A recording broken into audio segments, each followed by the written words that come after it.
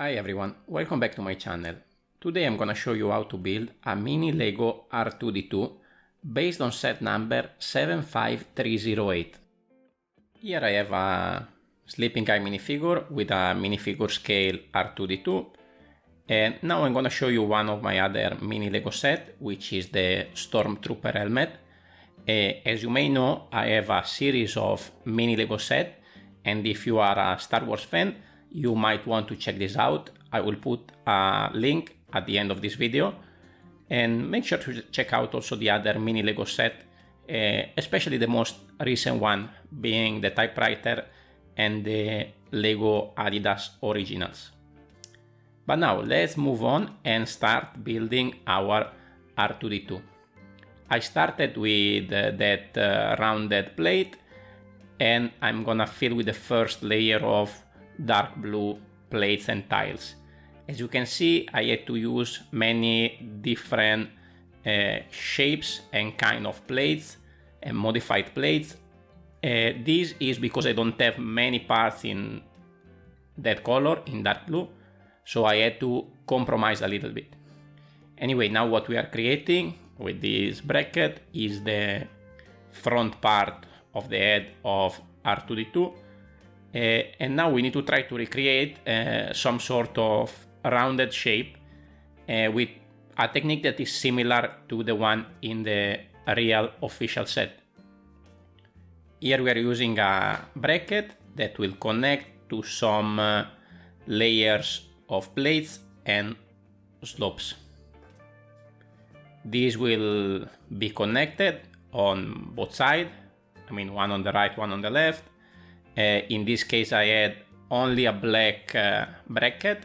I was out of the gray one, but I will replace it later on once I will place some bricklink order. Here we continue following the same pattern of light gray and dark blue. We are gonna close it on top, adding a couple of cheese loops, and then to complete the final shape on top of the head, we are gonna use one of those dishes with a rounded plate, stack them together, and then attach on top of the head. Of course, we don't have the functionality in this build as in the real set. Maybe with a little bit more work, we could try to add a little bit more functions. Anyway, the head we will be able to make it turn and spin around using the turntable there.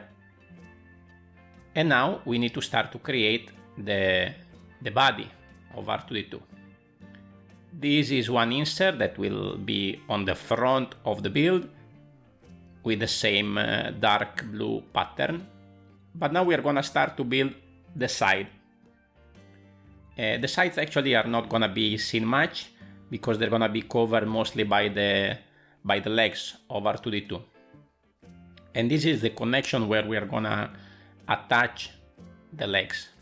Those modified bricks on the side are to connect the front and the back of the body of R2-D2. And of course we need to create two of these sides, one for the right and one for the left. Just easily attach on top to the tile, and then we can place the head on top. And now as you can see, the build is already taking shape, working perfectly.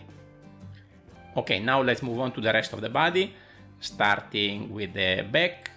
The back is pretty simple. We are just using a few slopes, curved slopes, with some plates and some tiles in the center. There's not much details at the back of this build, and anyway it's mostly not seen, so we don't have to be too much creative with this. Very basic, very simple connections.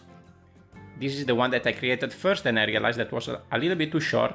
Then I decided to add one more layer and just connect it with one additional 2x2 plate, so that we can have a little bit taller R2-D2. This is gonna connect on the back at those 4 modified bricks that we placed before. Now let's move on to the front, which is similar, same technique, but slightly different, because we need to go around that dark blue pattern that we already built earlier. Here again, we have this plate with some slopes connected in the center. And in this case, we're gonna add a little bit of extra details in the center of this face. Here we're gonna use a few jumpers in white with some printed tiles on top. These tiles come from different places, nothing in particular related to Star Wars. This is gonna connect again in the same way as before, going around that pattern and connecting to the 4 modified bricks. And now already our R2-D2 is looking quite nice already. Now let's build the bottom, or what I mean is the central leg. Here we need to use those 1 pin to connect those 2 modified plates. We have inverted slopes, we have jumpers. These 2 sides are gonna connect together in 2 points with this slope, and on the top with another plate, so that we can make this structure a little bit more solid. The jumpers has been used for 2 reasons. One for leg of 1x2 in white, and also because it will allow me a easier and connection, or also the other way around. If I decided to take it apart, it will be much easier in this way. Very simple build for the leg, and this is gonna connect to the structure that we just built, and this will allow a little bit of motion. Those is one of those pins that don't allow much movement, so it's not gonna be too flimsy, but as you can see, it works just nice. But now of course we need to complete everything with the 2 main side legs. This is the modified brick that will connect to the side. The top part of the leg is a little bit bigger, a little bit bulkier. Again, here some compromise in order of shapes and plates. I wanted to add some cheese slopes there on the side, but if I added another set of modified bricks, then the whole leg will become bigger and taller, and the scale wouldn't be the same. This leg is actually connected only in 1 point, so it's not super solid, but it works just fine. It can actually still play with the set and moving it around, but it's not something that we can push too hard. So now we have the 3 parts of the leg. This is going to connect to the jumper at the bottom, and then the top part will connect to the jumper on top there. We build the right and the left, and then these are going to connect to the main build. Here we go.